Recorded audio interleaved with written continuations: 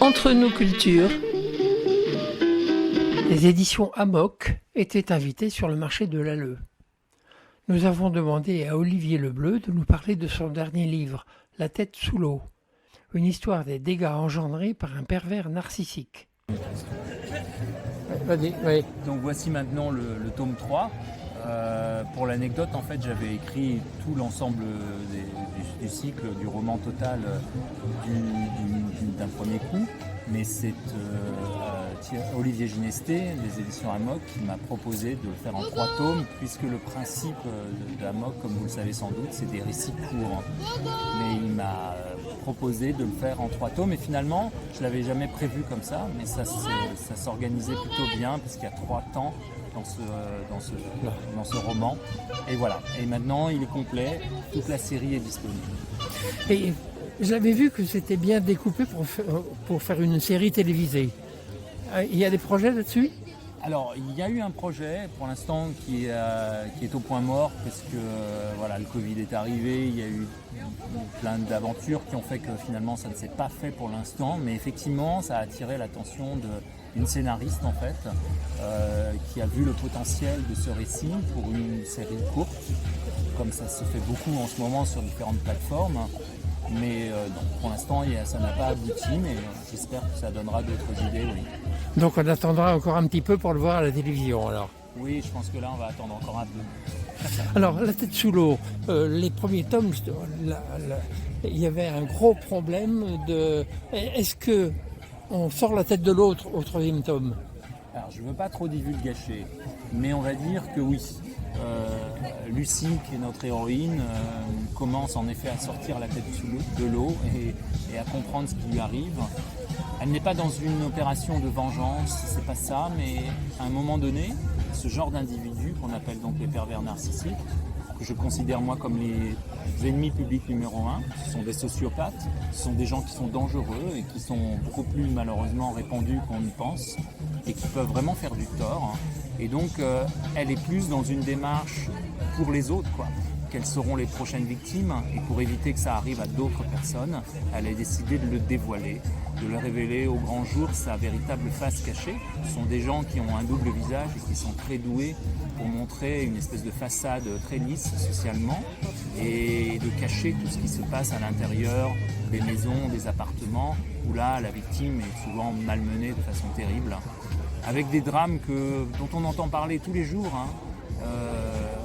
J'entendais parler encore récemment de cette femme qui est jugée pour avoir tué son compagnon, qui a abusé d'elle pendant des années. Ça pose vraiment la question de la responsabilité collective aussi par rapport aux méfaits de ce genre d'individus. Et donc cette tête sous l'eau, les gens qui viennent vous voir, il y a des gens qui sont également touchés par ces pervers, en fait, qui viennent vous retémoigner ou qui se retrouvent dans le livre ? Je m'y attendais, je l'espérais un peu, mais oui. Et alors c'est à la fois pas très rassurant de se dire que les gens se reconnaissent si fort, mais en même temps si je l'ai fait c'est pour ça aussi, c'est parce que je me suis rendu compte que c'est un système qui est une banalité effrayante, parce que les stratégies et les stratagèmes sont toujours les mêmes. C'est toujours l'isolement de la victime, la couper de ses relations personnelles, la couper de sa famille, la couper de son milieu professionnel, lui dire chérie, t'es pas obligé de travailler puisque moi je vais pouvoir travailler pour toi, et finalement une mise en dépendance en fait plutôt. C'est ça qui se passe, c'est qu'on se retrouve en perte d'autonomie et on est dépendant des revenus de monsieur, je dis monsieur parce que c'est quand même souvent plutôt des hommes qui sont des pervers narcissiques, même s'il y a des cas féminins. Et en effet, j'ai des gens qui se reconnaissent, alors à différents stades. La dernière fois, quand tu es venu nous voir à Bourgneuf, c'est un couple, un père et une mère qui sont venus me voir, leur jeune fille de 28 ans, qui est visiblement dans ce genre de relation toxique, et ils ne savent pas quoi faire en fait.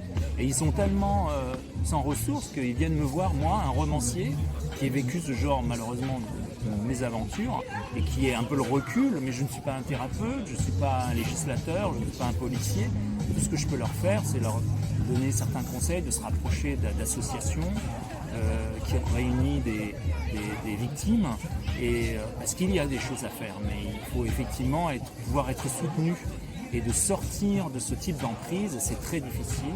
Et ça l'est encore plus quand il y a des enfants en jeu, bien sûr.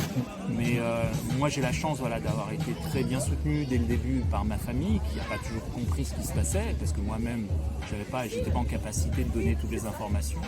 Mais voilà, une fois que les choses se sont précisées, j'avais des gens sur lesquels je pouvais compter pour pouvoir m'aider à m'installer, à me désincarcérer, j'ai envie de dire, de ma vie précédente.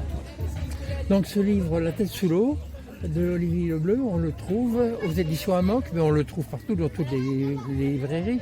Bien sûr, Amok est une maison d'édition de plein droit, distribuée par Pollen, qui est un distributeur bien connu. Et donc le livre est à commander dans n'importe quelle librairie, bien sûr, sans problème. Merci beaucoup. Merci. Entre nous cultures.